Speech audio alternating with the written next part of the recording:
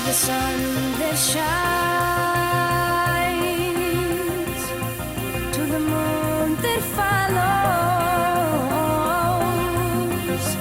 to the night that covers, to the day when love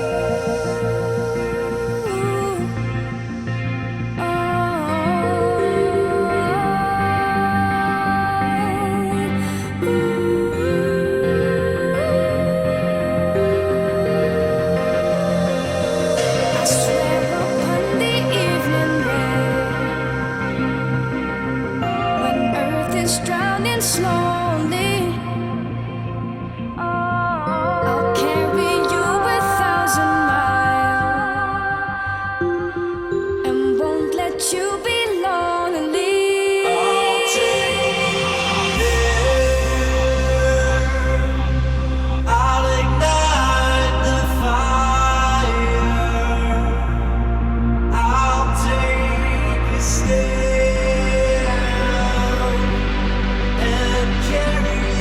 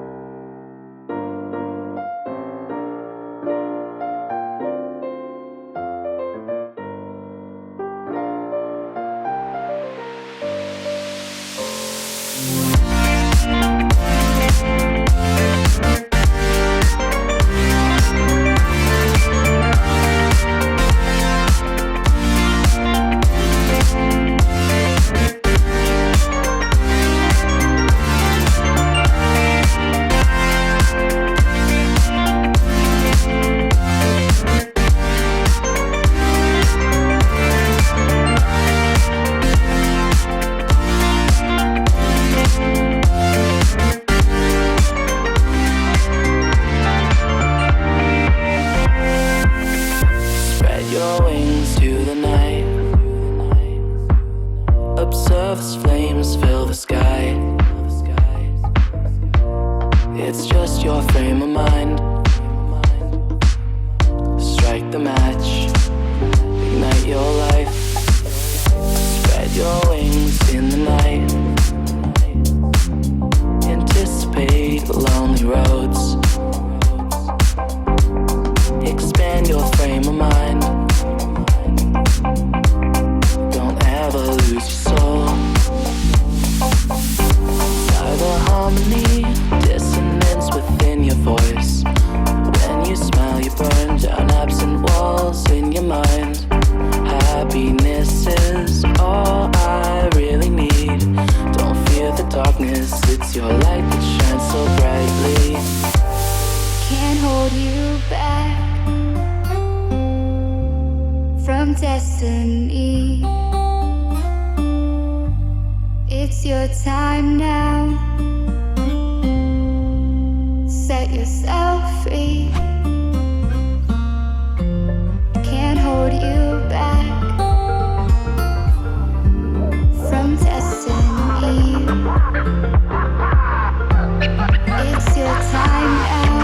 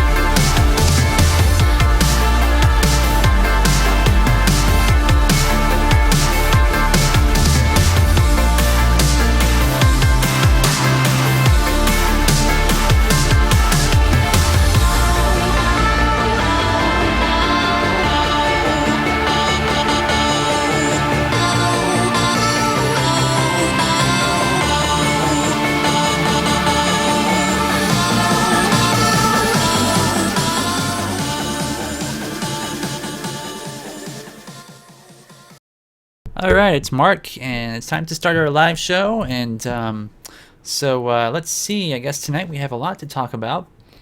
Let me take this welcome screen off of here. Okay.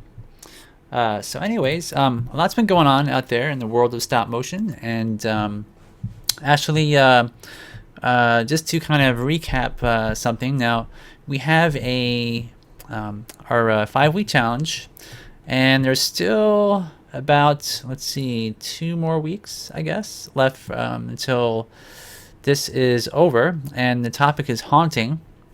So we've got Clay Mara and also Stamp Motion, Joy from Stamp Motion Studios, have submitted some short little clips or films. So we got 2 already. Now, some people were wondering about reminders, and if we send out reminders or have some kind of a newsletter or something for our 5-week challenges. And I didn't have anything before, and more recently I found out a way to post automatic reminders over Twitter for our challenges. So every Thursday we're going to post just a quick reminder on our Twitter page. So if you guys are fans of Twitter and you go on there a lot, feel free to go, let's see here. So to get your reminders, go to twitter.com/AnimateClay. That's our main webpage Twitter account. So that way, at least if you guys want to hopefully keep reminded, that's one way to do it. Also, some people, I guess a couple of weeks back or 3 weeks or so ago, I made mention that we post news online about stop motion all the time. And most people don't actually know that unless you're on our Facebook fan page. So what I've done is, let's go to the main page here. And I guess because the page is narrow, okay, I gotta make it wider. So you'll notice at the top of our page, every single page has these links up top. So we got network, store, 5-week challenges, live show, and I've added stop motion news as a link at the top here. So if you want to check out what I've posted, actually when we do our live shows, a lot of times what I do is I talk about the news that I've already posted for the week. So for example, we're going to talk about quite a few things tonight. So if you go to our fan page and you scroll down, as soon as it loads here, which hopefully won't take too long. So of course, if you want to get updates about our live show as well, you can join our fan page. So you can look up AnimateClay.com fan page at the top of Facebook, and when you scroll down, you'll notice that I posted some links. So we've got My Strange Grandfather on Vimeo, and that's a really awesome short film, which we're going to talk about in a little bit. And also Louise Baylie Animation, we've posted a link to her Facebook page. And so if you scroll down, also we have updates about, for example, we've actually posted some of our old interviews. So we got one from Ron Cole, and I've also posted one from Anthony Scott recently, and other news. So we got like Motherboard posted this, which is about the feature film, Star Trek feature film in stop motion. So so all pretty cool stuff. So check out our fan pages and Twitter accounts, and if you're interested in that. So Beard Botnick is here, and Thomas and Lester. So Lester and I are going to hopefully talk tonight about his endeavor to make a armature. I think that's what you want to talk about, but we'll get to that later. So anyway, today I got in the mail, I got this thing called Star-Lord. It's I don't know if I can, my webcam is really small, but it's a comic book, and the reason why I want to show this tonight is for a good reason, and it also kind of ties in with our monthly or weekly challenges, because this person here that made this comic book, who was the artist, is Will Robson, and you can see him on Facebook here. And he's been drawing and doing things related to, fantasy characters and aliens and things like that for a really long time. And let me see if I can find some related photos here. I didn't check before, but I know he's got some on here. Here we go. All right, so this is Will Robson, and he's selling his comic book and some of his art and posters and things, and he's got probably some business cards, and I think he's doing some drawings for people here in the comic book shop. And he's a really cool guy, and I know Will through a stop motion project called Villain, and so I think I've probably shown some of this stuff in the past to you guys. It was a pretty ambitious project, which just it disappeared because the person making it, if you guys know who Robert Benfer is, or Knox Corner, a lot of people remember him from the Newground days when he had a lot of his blue Clayman character animations. And these were some characters that I sculpted based on Will's designs, sketches and things. And so the reason I want to show this is I want to show you guys, this here was one of his sketches. Okay.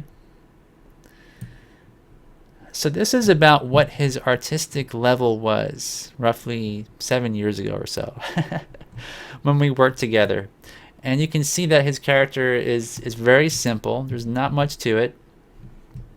You can't really say that this is an amazing drawing or anything, but it was pretty good for for a character design when we were making these making the Villain project. I wish this thing would just here we go. Here's another design of his. So this is about how he was drawing 7 years ago, and now he's working for Marvel Comics. So the reason why I want to show how the difference in skill is that if you guys stick to your making your films and whatnot, eventually you can be really, really good. But you have to be devoted to what you do, and stick with it. Don't give up, and you can really make it out there. And I thought it was kind of a cool thing that he sort of made it.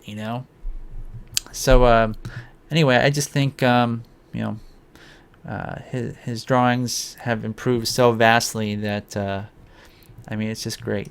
So anyways, that's Will Robson. So here's one of his posters for Star-Lord.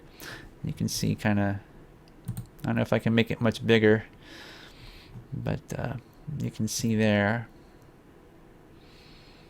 So really nice drawings, and I'm not really sure who colored those. It's probably digitally colored somehow by somebody. Let's see, it looks like colored by Vincent Cyril, it says. All right.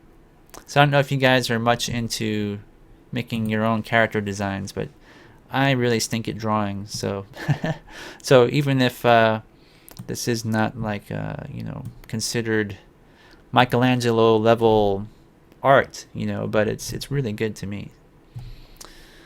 So Thomas is here, and Janet says, I love Guardians of the Galaxy. She do comic Star-Lord, yeah, it seems kind of similar to Guardians of the Galaxy. They got the same characters. I don't really know the story behind this, though, like how this is related to Guardians of the Galaxy, or if Star-Lord, because this is actually like a parody of Star Wars, right? So we got like Darth Vader, and I guess that would be like C-3PO. I don't know, but it seems pretty funny. Some kind of little parody there. Okay, so anyways, moving forward. Now, recently you guys might have heard, this is from March 12th, 2016.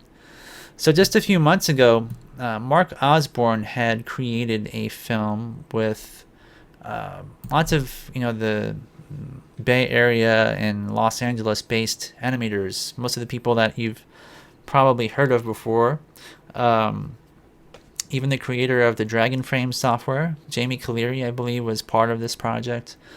And so Mark Osborne created the film called More, which is about a guy who lives a really boring life, and he finds invents these goggles that turn everything into a really colorful place and really exciting. And it was a hit film. At least, from what I can tell, it was really popular on the internet. And so Mark Osborne has gone on to make this feature film, or help make it. And it's not all stop motion. It's partly CG, so there's a lot of CG characters and whatnot. And so he went on to work on this, and it was a really major thing for him to do. And the characters that they created they sort of look like they're all made from paper. So this is something a little bit different for stop motion. It's not like your usual 3D printed faces or silicone or foam latex. Paper is a unique material to make your characters out of. And I'm not even sure if it's really paper. I think it's more like like what dollar bills are made from, with fabric woven in with the paper fibers. So I've seen some people sell in office supply places paper that's got those kind of little fibers in there. Kind of reminds me of that, but like I say, I'm not entirely sure, but we're going to find out hopefully soon. Now Netflix is going to release this on August 5th. So if you want to watch this and you're in America, you can see it. I don't think you can see it outside of America, which is kind of sad, but maybe they'll have it on DVD, or maybe, I'm not really sure. Maybe some theaters will still show it, but it would probably be in isolated places if they do, because Paramount dropped it. And now Netflix thinks that this film may actually win an Oscar. So they're really, they're just really enthusiastic about it. So it says here that originally set for a Paramount release on March 18th, Netflix will stream the animated movie on August 5th.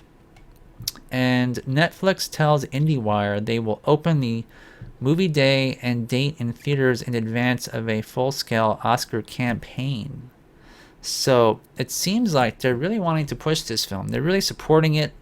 And to me, that's really great, because it's like Hollywood is sort of turning their back on this project.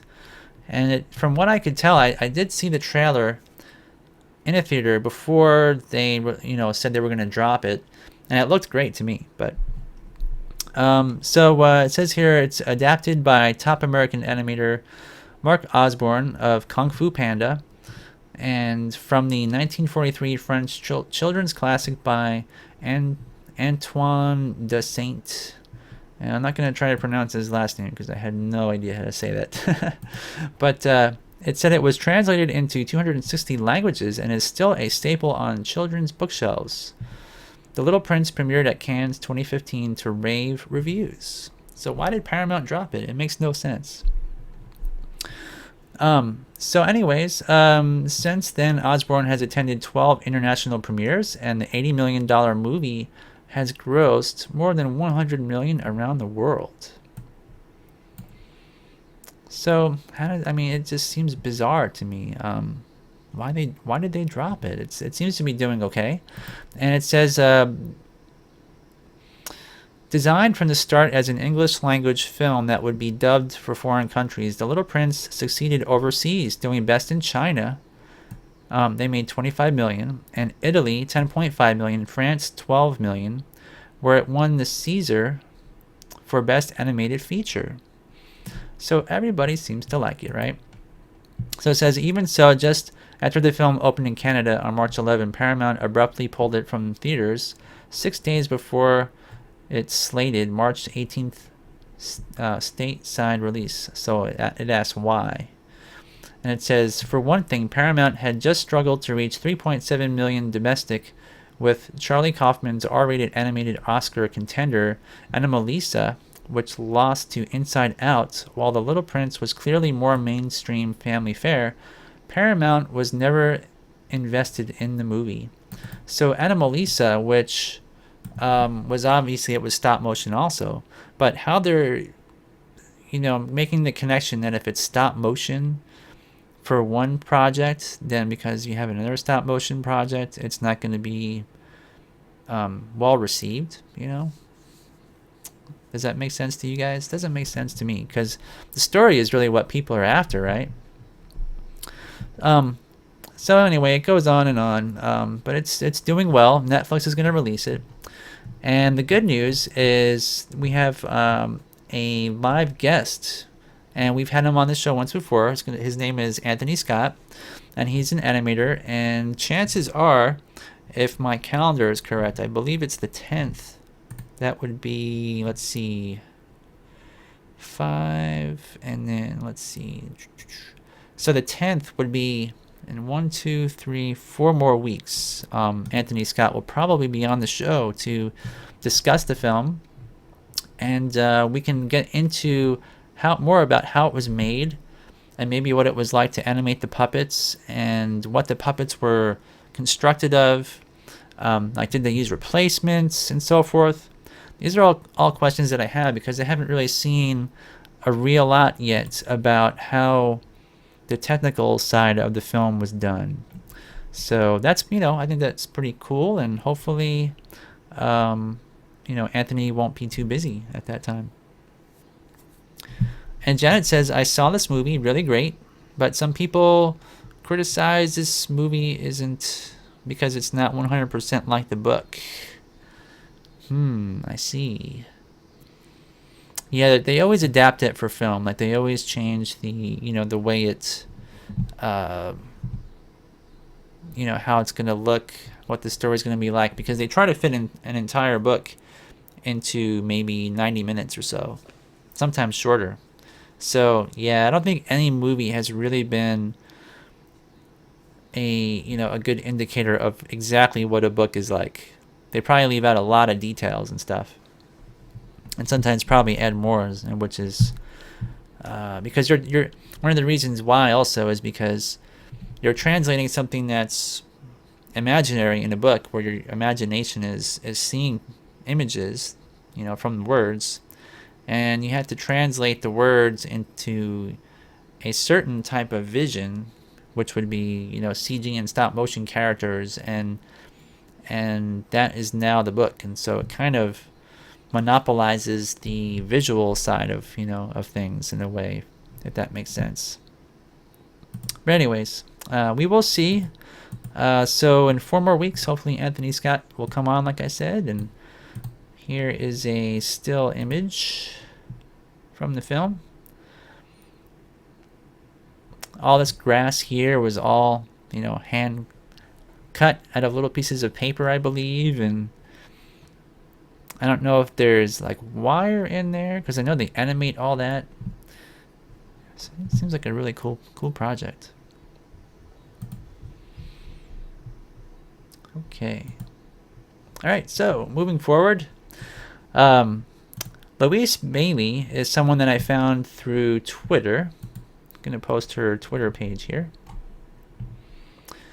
And I thought that this was kind of neat, that it looks like she has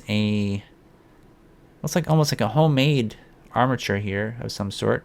These joints don't look like they're like store-bought or, bought as a kit, from what I can tell. And let me see. Scroll down here. Let's see. Does she have an about section? I thought she did. But she has a website. Let me see here.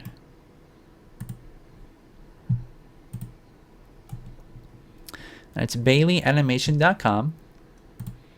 And so her Facebook page is kind of neat. It's got lots of little movies, and it's got a show reel. And I think we're going to watch this. This is kind of cool. Let's do this.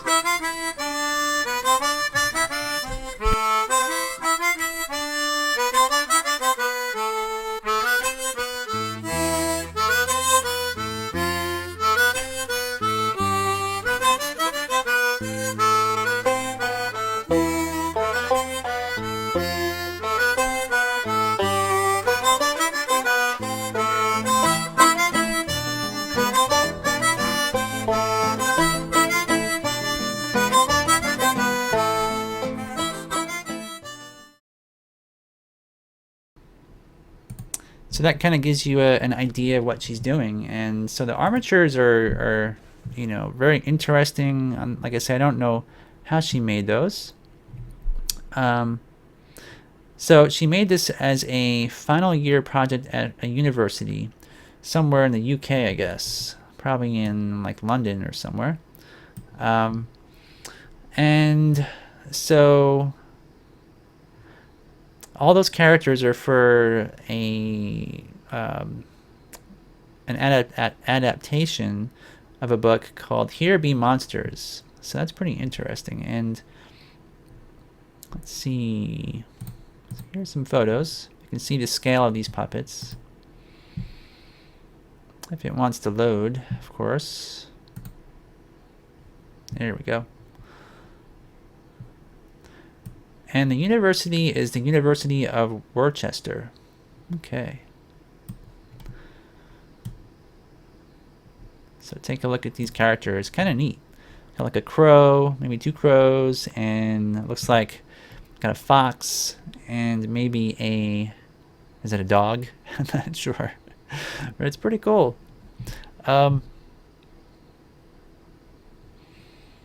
2NR is saying about The Little Prince that maybe they didn't want to compete against Disney. That's very possible. Absolutely possible. So here's another shot. Now this background, I believe, is that the interior of a hull of a ship? I think it is. I think this is meant to be like wood behind them. There's that sort of dog / maybe seal character. Here's the armatures. This is really neat. And she's got this rig in the back as well. That looks really intricate. Looks like you can move it up and down and forward and backwards. So I'm guessing this was something that she was just trying to get acquainted with some software, maybe learn how to do walks and things. And it's always easier when you're doing walks to use just a bare armature. That's her. And so here is some sort of an island set with some palm trees.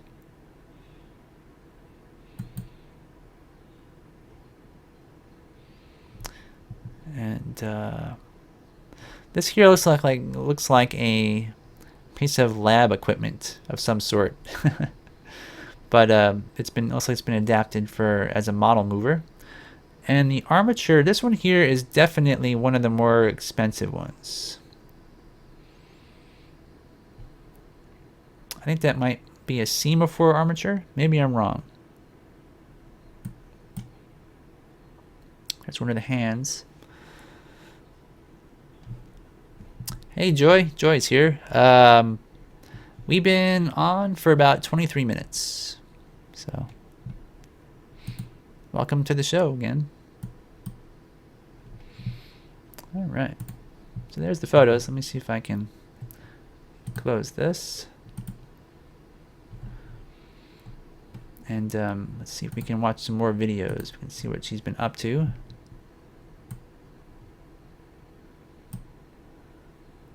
So opening the map, it says.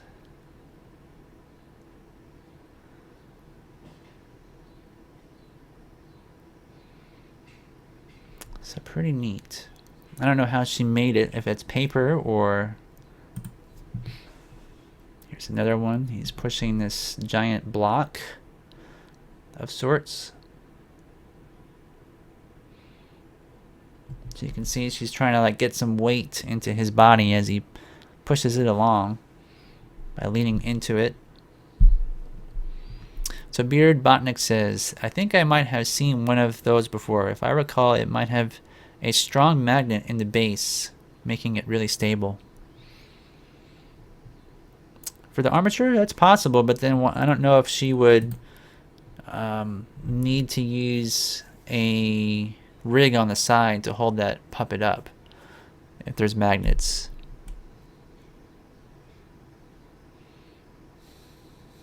So another experiment there. And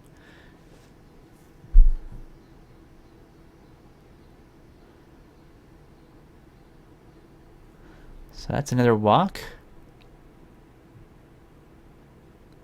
So there's no, I can tell there's no tie downs there because the feet keep slipping around on the set.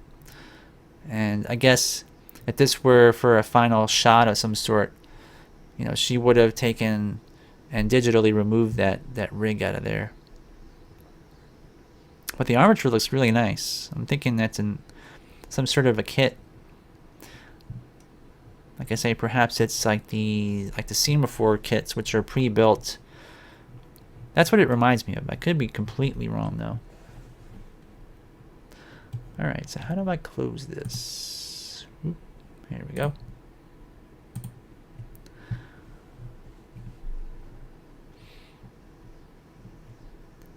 So, let me see. I'm not really sure where the final film is. It says here the gang's all together for the final scene.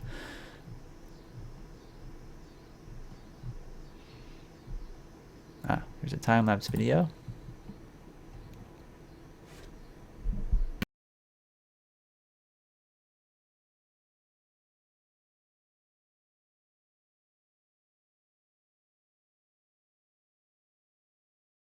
Down to it.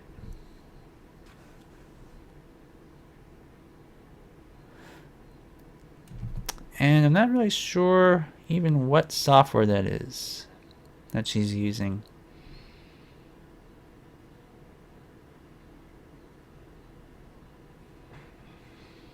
Could be Dragon Frame, but oh, I guess it is. Yep, it is Dragon Frame. It seems like what they did is the university put up some sort of, it says Dragon Frame, so this is probably their help dialogue, so you can quickly look up here and find what you need really quick, as opposed to looking at their help file on the computer.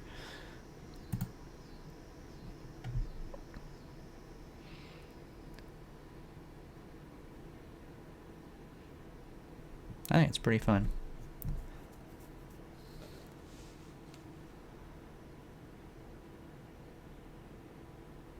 Oh, okay. So Beard is saying that lab equipment piece might have had a magnet underneath there. That makes sense. Could be. And Beard says there's a YouTube channel called John's Workshop, and it has a video called "How to Make a Rig for Stop Motion." Cool.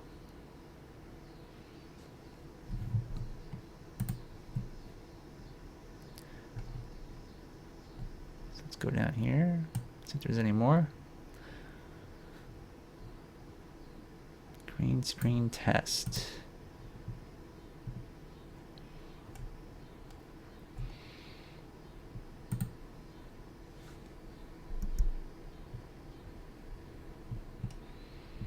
Those are loading kind of slow. The internet's been kind of weird lately.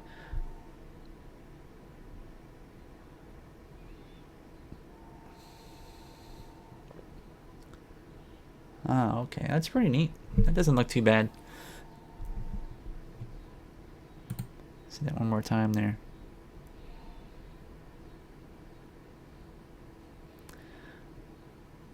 Now, see, one of the problems with a lot of stop motion shots for green screen is that the armature was a bit blurred. So the camera settings that were used with the lens and whatnot the focal length of it was very short, so the foreground is more in focus than the back, and you can see that kind of leads to some well, I guess it's not too bad. Not too bad. I was gonna say there's some spill around the edges of the armature, but it seems that that's from the lighting itself. There's somewhat of a purple tinge to one of the lights somewhere, looks like. It's not too bad though. Put the chat back.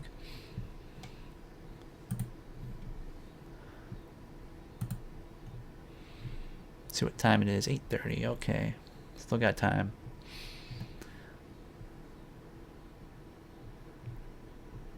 No, we saw these. All right. So, anyway, if you guys are interested, you may want to like her Facebook page, and it's Louise Baylie Animation. And then her let's see here. Her website is BaileyAnimation.com, and you can see. Let me see if I can make this bigger.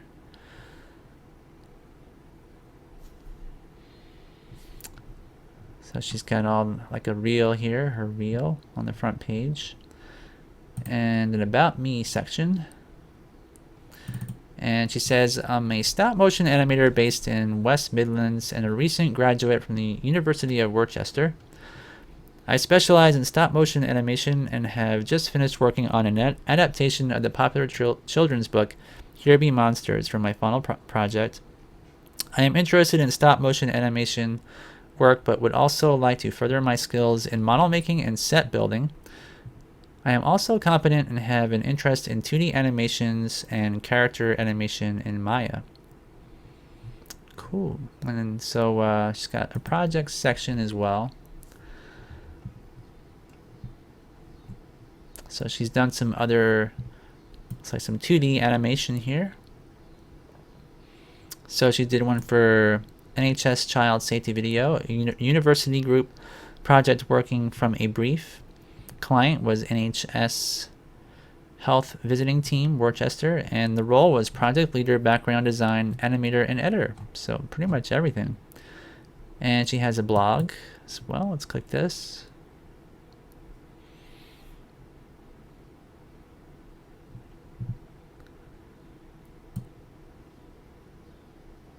Okay.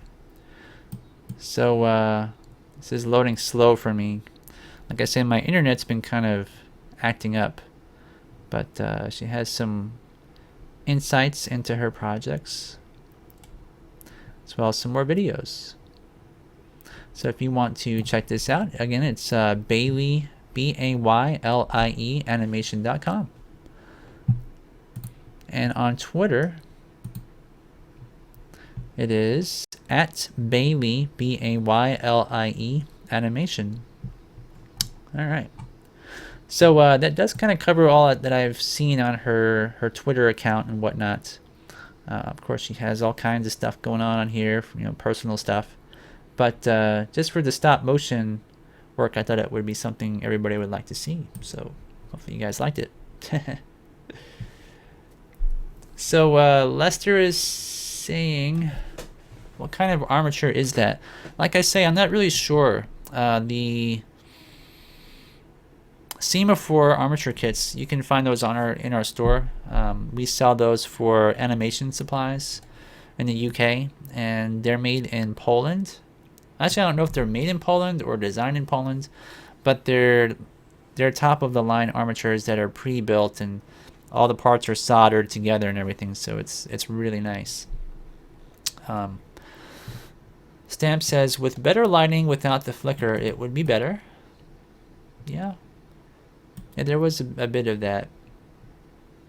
Yeah, that's something that is very difficult to control. I don't know why that was that she had flicker. It could be her exposure was automatic instead of manual, or it could be something to do with the electrical lines going to the lights and so forth. There's a lot of reasons why you can get flicker. So I mean, we could examine that, but I mean, the only way to know, how that happens would be to actually be there and play with stuff. And I don't know if you guys know, but if you ever use a halogen bulb for your lighting, sometimes if the halogen bulb is about to die, it will do that as well. So I don't know if you've ever, if you ever noticed in your house, if you use one of your regular incandescent bulb, sometimes it will flicker. You'll turn the light switch on and it'll kind of flicker a bit, and then you turn the light out, and the next time you go in there, you turn it on and the light pops. That's because the filament is really, really thin at that point, and you will get flicker.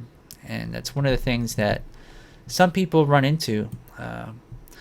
And one of the ways to prevent that, believe it or not, is when you're handling your halogen bulbs before you put them in your, your what do you want to call it? I use like 3-inch Fresnels, which are aluminum like boxes. But if you use any kind of a lamp that uses halogens, don't touch the bulb with your fingertips. The oils in your fingertips get on there and actually shorten the life of the bulb and can cause flicker, which is a really weird thing. So Beard says if the lights are getting power directly from the wall, that could cause it. Or if she is trying to go fancy with a light dimmer that's using PWM. Well, yeah, you can use a voltage regulator, or what do you call them? It's one of those boxes where you plug it in to your wall, and then everything goes into that box, and it evens out the electricity. What do you call those again? Trying to think. Webster Colcourt had one of those one time. He was borrowing it. Oh man, I can't remember. But yeah, if you can use LEDs, that's what you need to use. That's the best kind. And LED lights are getting so cheap now. All right, so let me see. Now we've got some time left. Let's talk about this next. My sister posted this here on Facebook for me, and this is kind of cool. And I thought, for making miniature set pieces like spaceships, or this like almost resembles like a Christmas tree, I guess. Well, let's watch first, and you can see.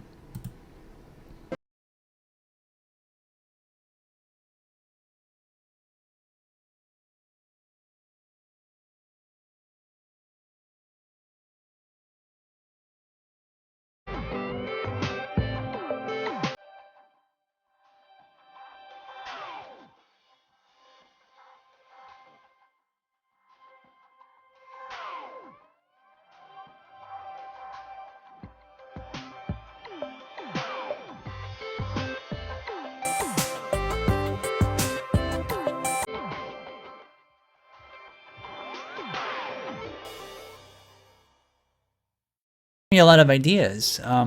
This kind of pen uses silver, and it's some sort of concoction, probably of like silver and maybe graphite, or I'm not entirely sure.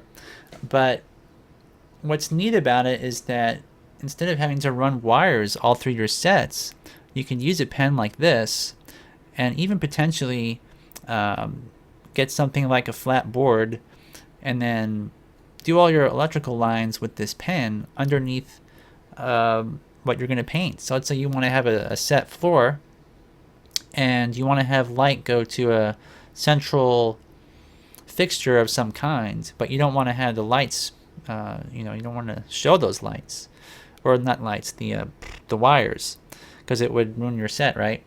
So you could use this and then even potentially paint over it, hiding everything. It would be completely flat, and you can wire up your set that way with ink. So I thought that was kind of interesting.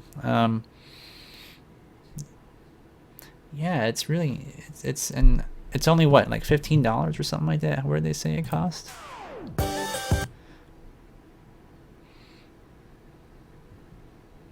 Where was it? So all this stuff here is essentially, this is all miniature sets, but it's designed to, let's see here. Yeah, but it's really cheap. I'm trying to figure out, maybe I can find it on Google later sometime and post a link. Let's see. But yeah, that would just make things so much more convenient than using wires on a miniature set. The only wires that you would need would be to the LED bulbs themselves. And the power supply, of course, but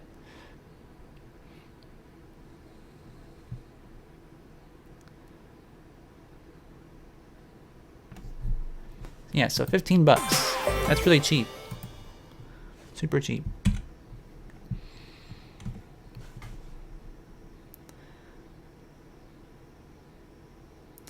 So Randy asks, the electrical pen is amazing, but I wonder if the connection will break as it ages. I don't know. And Nick says, I wire under the set floor, but for lots of very small lights. This really makes sense. Yeah, it does. It's really a fascinating invention, to be honest. So that I will probably post a link to this on our Facebook page later, but I had to find out where to buy them because I'm not sure yet. But that would be something that I think I would probably buy if I were, needing it. Okay, so the next project that I want to talk about is from, I don't know if it's Dina or Dina. It's Dina Velikovskaya. And she made this film, and it's called My Strange Grandfather. And I'm not going to watch the whole thing. I've got a link on our fan page to it, so you can watch it yourself. It's a somewhat emotional sort of project, if you want to call it that. Has a lot of heart to it, and it's well made and well designed. And so let's just watch maybe a minute or two of this.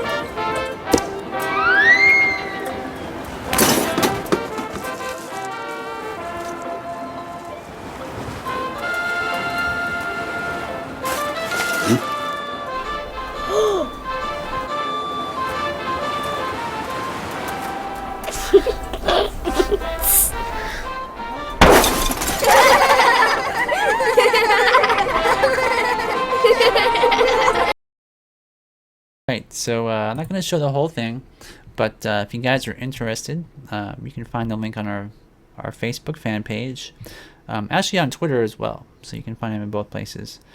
But the characters are really so well designed, and the story, if you watch the whole thing, is really good. And I don't know, I just love the look of it too. The whole style has it's almost monochromatic, lots of browns and yellowish red tones throughout the whole entire film. Just looks really, I don't know. It really draws you in, the characters and everything. It just, it's very convincing, I guess you could say. And Stamp asks, are those waves plastic wrap? It looks like it to me. Yep. And Lester says, Nick, look at this. All is wire armatures. I believe so, yeah. I believe these are all wire armatures, aren't they?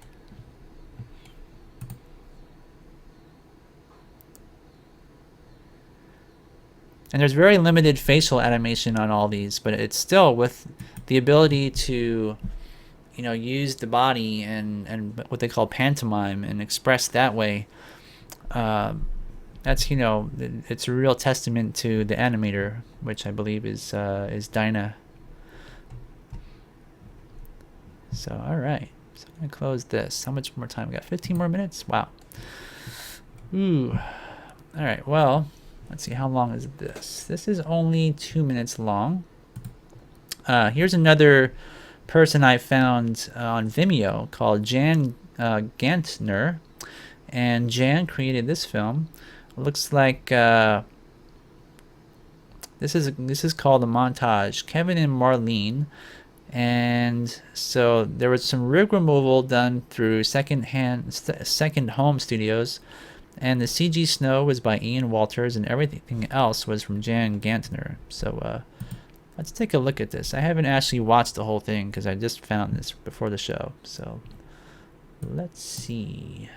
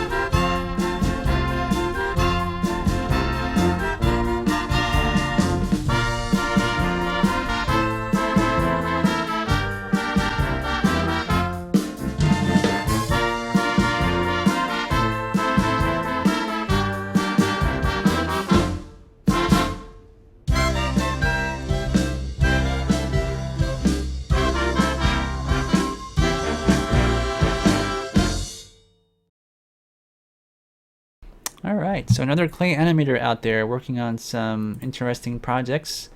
So if you want to find Jan on Vimeo, you can just look him up, and it's just Jan, Jan, Gantner, Gantner.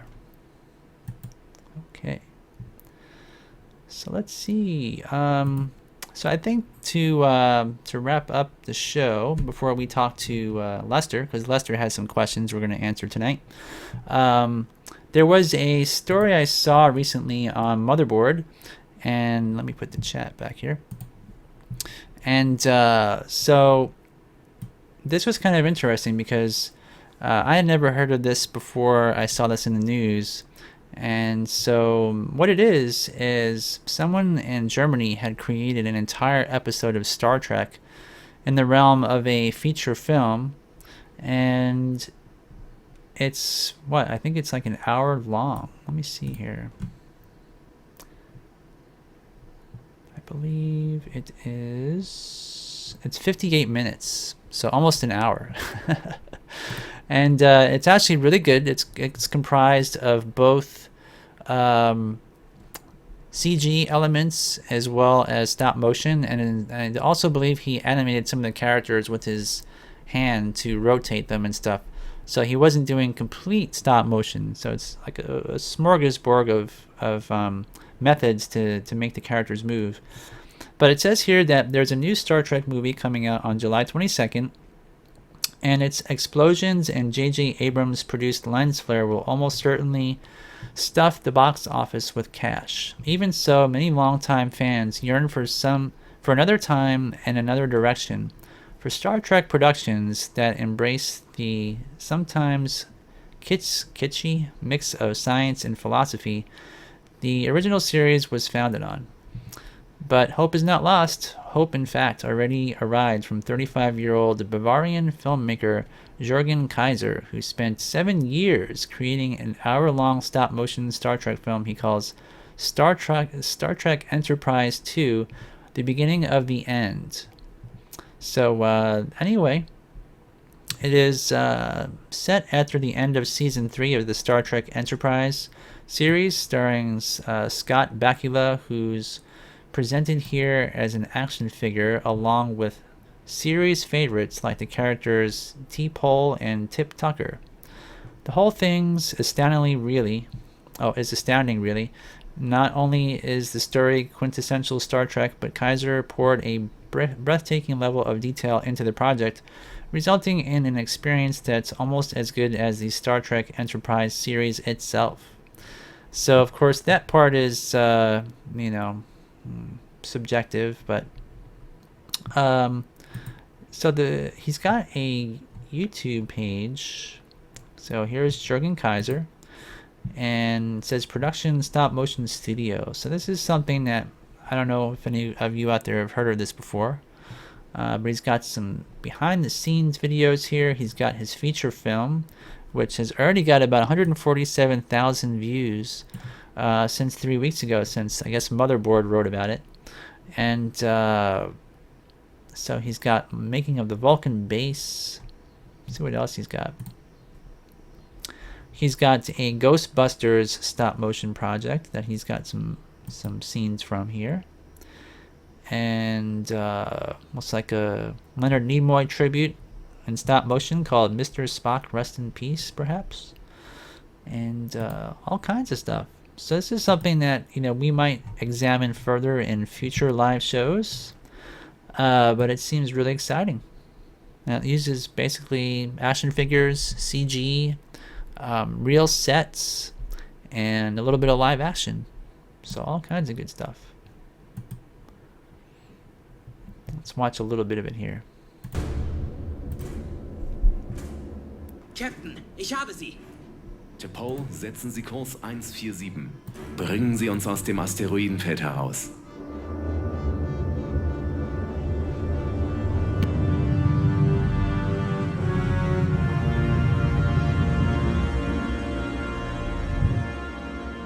T'Pol, passen Sie auf! Oh, hat Steuerbord! Das war knapp.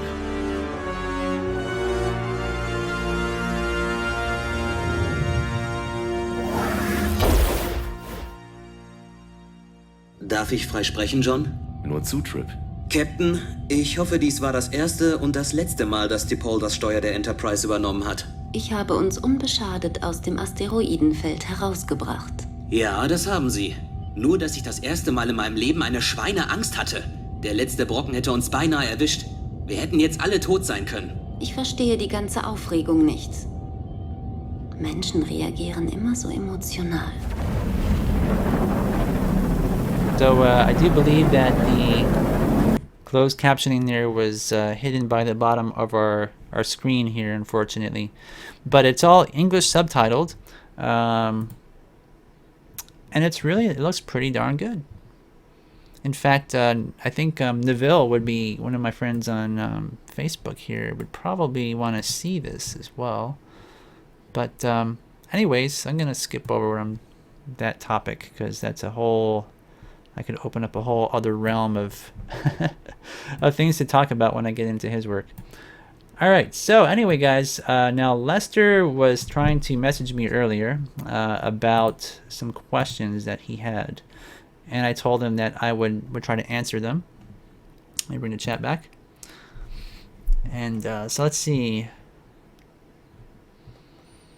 So when you guys are talking about clay and sculpting, are you talking about the Crazy Grandfather film? Because I'm not really sure. It probably is, though. And Janet says, what do you think about the new Ghostbusters? Well, good luck. That's all I can say. I don't know. I mean, there's so many remakes out there nowadays that I don't know.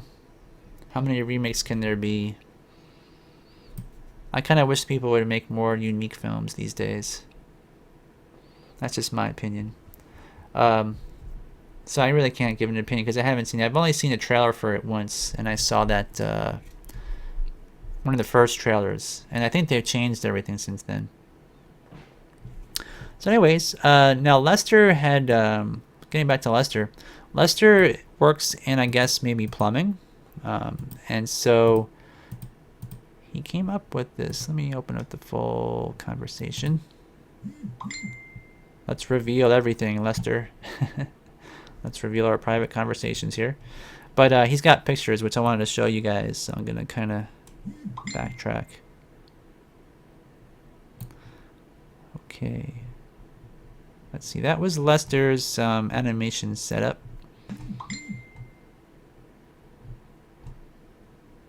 Okay. Here it is.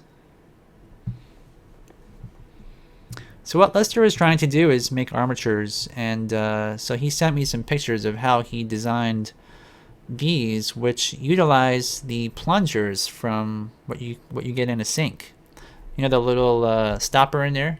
Usually you push these things down, and the little notch there will trigger that, you know, stopper to go up or down, and stop the water, right? Let's see. So Nick says, Clay Sculpey, not grandfather, the next film with the big cheeks and moving mouth parts. Oh, okay. Yeah, it's very possible that that was.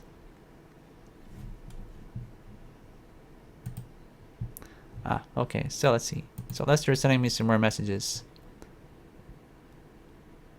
Okay, sure. Yeah, Lester, go ahead and if you want to ask any questions either in the Facebook chat or the live chat, that's fine. I'm sure Nick also has a lot of wealth of information, and so does Joy and the others that are watching. So, yeah, we can kind of help each other out here. Yep, I can see your messages. Yep.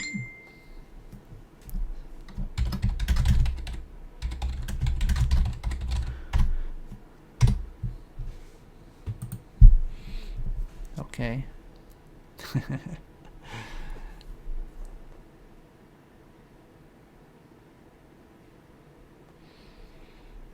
So we'll see what questions Lester has.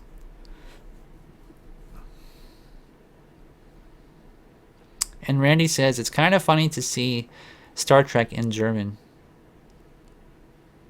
Yeah, it is kind of funny. And I think when their mouths are moving, he's using like a digital stretching effect for those toys. So obviously it's not all stop motion, but it gets the job done. Oops. Let's see. All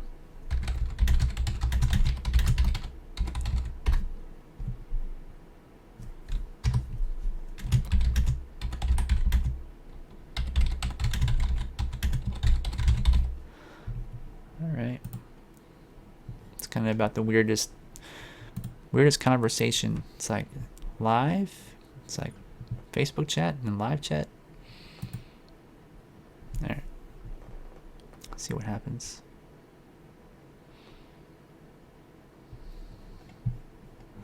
And Nick says, in the past I've used balls from carburetor linkages from auto supply stores. Didn't know there were these balls on rods and plumbing supplies. There are, but they're kind of large. I think, you know, it's kind of like a cabinet doorknob, like for a small cabinet. So it's kind of large for stop motion purposes, unless you're gonna make a very large armature for some purpose. And what Lester was doing is he was grinding the ends of those rods down and trying to grind like an actual ball on the end with a grinder, which is not so great. But okay, so Lester says, okay, I build my socket with aluminum plate. Yeah, so he got like a long bar of aluminum to make the sandwich plates. Maybe I could show you guys that.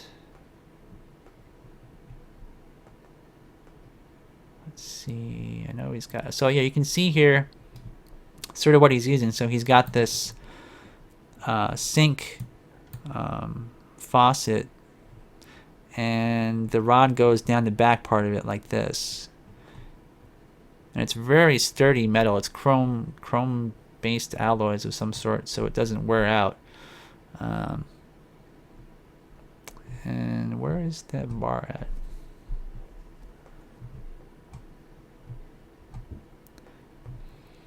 He sent me a photo here someplace. I think I might have passed it. Oh, here it is. So you can see kind of, this is the aluminum bar, which I've seen these in, Home Depot and Lowe's where we live. And it's a very gummy kind of aluminum, so it's very hard to drill and tap this stuff.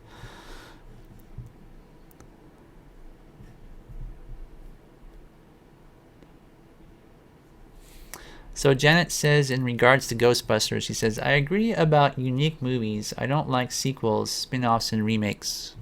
Yeah.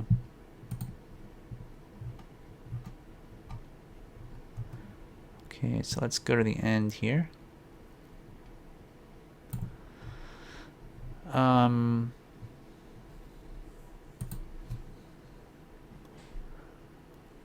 So Lester is saying, and I want to create the ball in the rod. What kind of tool can I use? Well, one way would be to use a lathe, which is really hard to use on a really super long rod like that. So unless you were to, and hopefully Lester, I think Lester might not know that we're doing this live.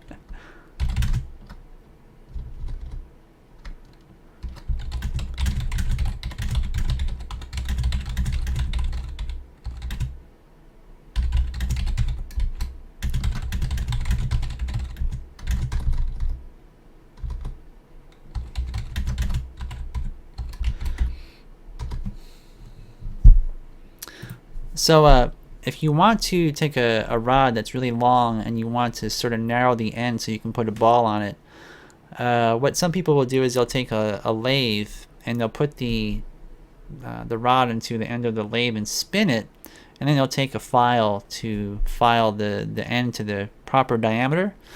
You could probably do that with maybe a drill press, but drill presses aren't designed to have a side pressure. They're mainly for plunging straight up and down. So that would be kind of, one way to do it if you have a hand drill or a drill press that you don't mind wearing the bearings down in a little bit, maybe like if it's a really old one or something. So you could spin it really fast and just hold your file on the side of it, and it will narrow that, your rod down to the proper size. But with that kind of chrome steel, it might take a really long time to do that. That's one thing that would be really tough. Like, I would try to get a softer steel somewhere.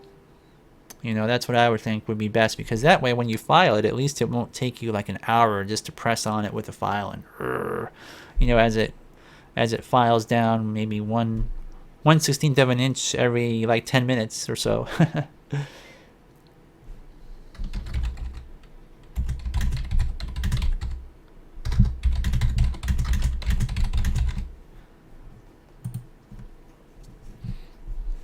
Okay. So Lester says he got it in Home Depot. So I guess it's pretty much a universal kind of thing you can buy everywhere, right? Especially it's probably in the plumbing supply section. That's probably why he got it, because he's into plumbing and whatnot.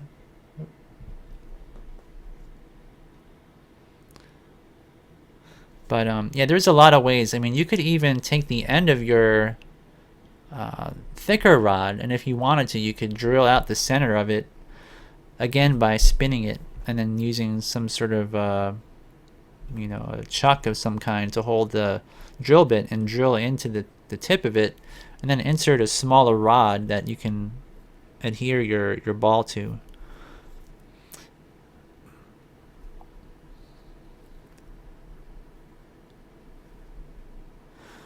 And Nick says making the ball on the rod is really a job for a metal lathe, but to buy balls, drill them, and solder rods into them, or just use wire like I usually do.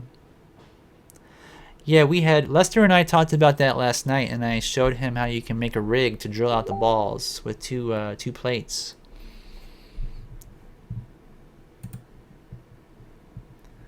Okay, so we got a video here he wants to look at.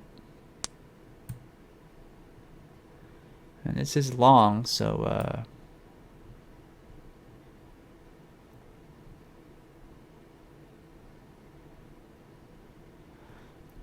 yeah, we watched this before, 20 años.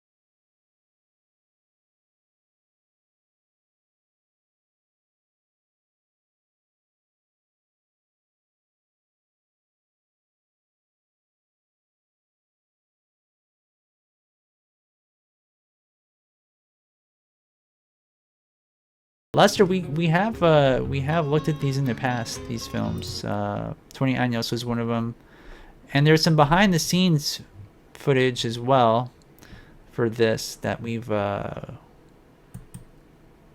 see, Michael Sosa. He's only got 21 subscribers. Does he have any more related to this? Uploads. He probably just copied it.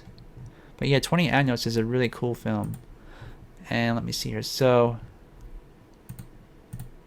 yeah, so thanks for sharing. Maybe what I could do is, if you like, I can post this on our fan page. This way everybody can watch it. See what time it is. Okay. So Lester, do you have any more questions about anything that you'd like to know, or any problems you've run into or anything like that? Just feel free to ask, and we'll answer one more question, and we'll wrap up the show. And Beard says, Land Before Time has 14 sequels on its own, I think. Yeah, yep. There are so many. I'm waiting for The Munsters. Have you guys ever seen The Munsters? Show that was on a long time ago when I was a kid. To my knowledge, I guess they haven't. I don't think they've made any feature films out of it yet, have they? I think I might be wrong. I think they did, actually. But I used to like that show. I don't know if you guys were into that as a kid, but okay. Yeah, I will tune R. I'm gonna post this on our fan page later, so you can watch 20 Años. And this is something that is a rare kind of film for being from Cuba, I guess. Am I right about that, Lester? I think it was from Cuba, right? Works in Cuba, yeah. So it's amazing that they were able to make it.